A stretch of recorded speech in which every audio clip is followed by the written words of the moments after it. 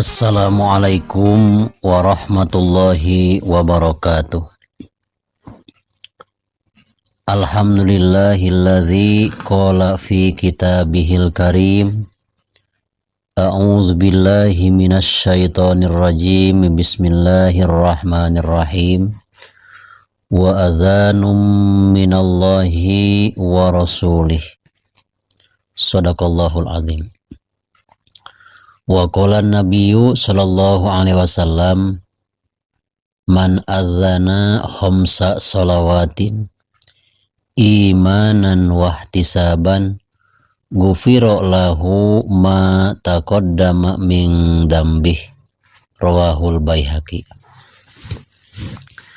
Sahabat channel Rahmatul Ummah yang dirahmati Allah dan Allah muliakan, alhamdulillah sampai saat ini kita senantiasa ada dalam lindungan dan karunia Allah Subhanahu wa Ta'ala, sehingga kita bisa menyempatkan waktu untuk menyimak tausiah dari channel Rahmatul Ummah.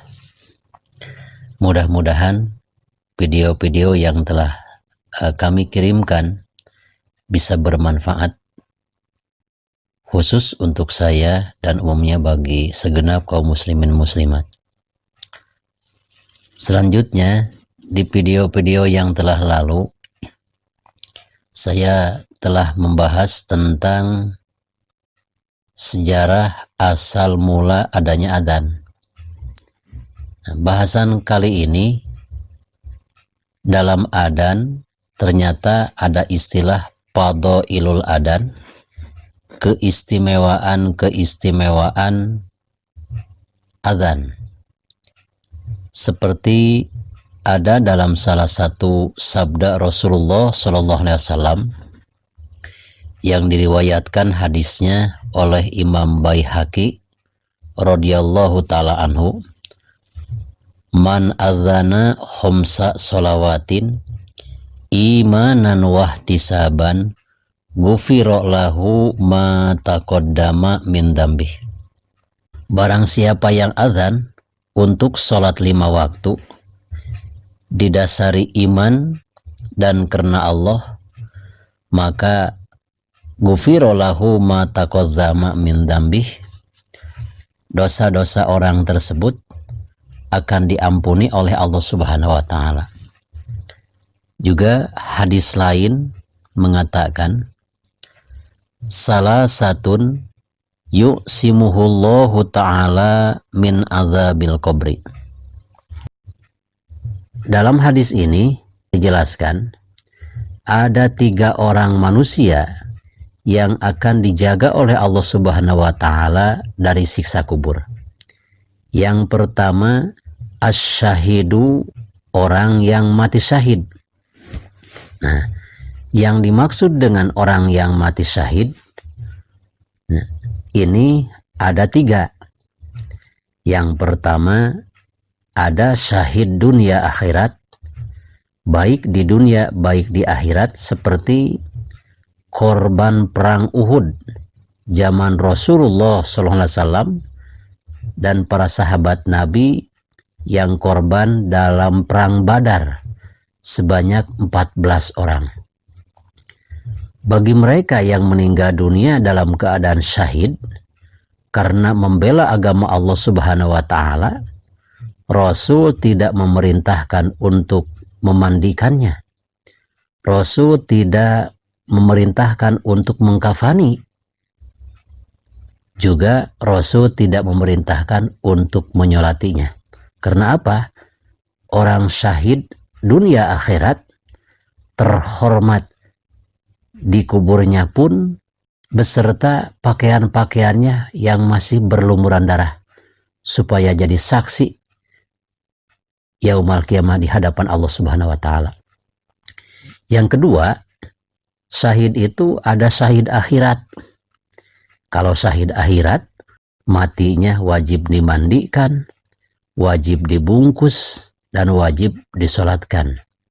Seperti siapa? Orang yang mati syahid akhirat, yaitu orang yang meninggal dunia dalam keadaan tolabul ilmi, dalam menuntut ilmu, dan orang yang meninggal dunia dalam keadaan taun, terserang wabah penyakit, itu adalah syahid akhirat. Ada lagi yang ketiga, yaitu syahid dunia. Syahid dunia berarti sama halnya ketika meninggal dunia wajib dimandikan, dikafani, juga disolatkan. Jadi di antara orang-orang atau di antara 3 mati syahid yang paling hebat adalah syahid dunia akhirat. Jadi orang yang meninggal dunia dalam keadaan syahid dunia akhirat, insya Allah akan dijaga oleh Allah Subhanahu wa Ta'ala dari siksa kubur. Yang kedua, wal muadzin, yaitu orang yang profesinya adzan. Nah, jadi orang yang profesinya adzan ini sangat dihargai oleh Allah Subhanahu wa Ta'ala, sangat dihargai oleh Rasulullah SAW. Sampai-sampai Rasul mengatakan 3 orang ini dijaga oleh Allah Subhanahu wa Ta'ala dari siksa kubur. Yang pertama syuhada, yang keduanya muadzin.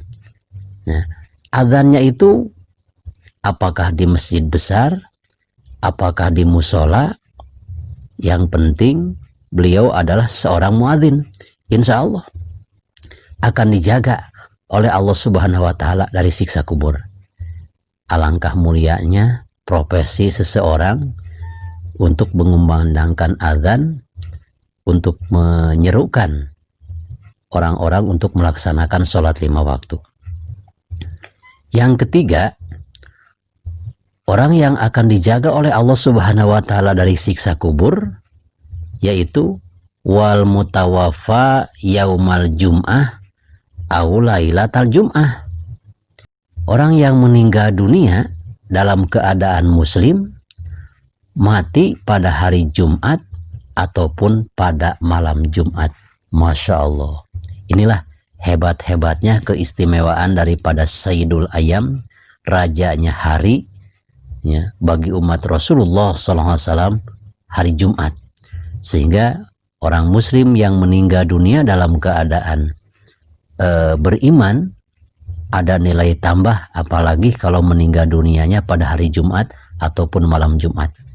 Insya Allah akan ada penjagaan khusus, dijaga oleh Allah Subhanahu wa Ta'ala dari siksa kubur. Mudah-mudahan kita termasuk salah satu orang yang dijaga oleh Allah Subhanahu wa Ta'ala dari siksa kubur.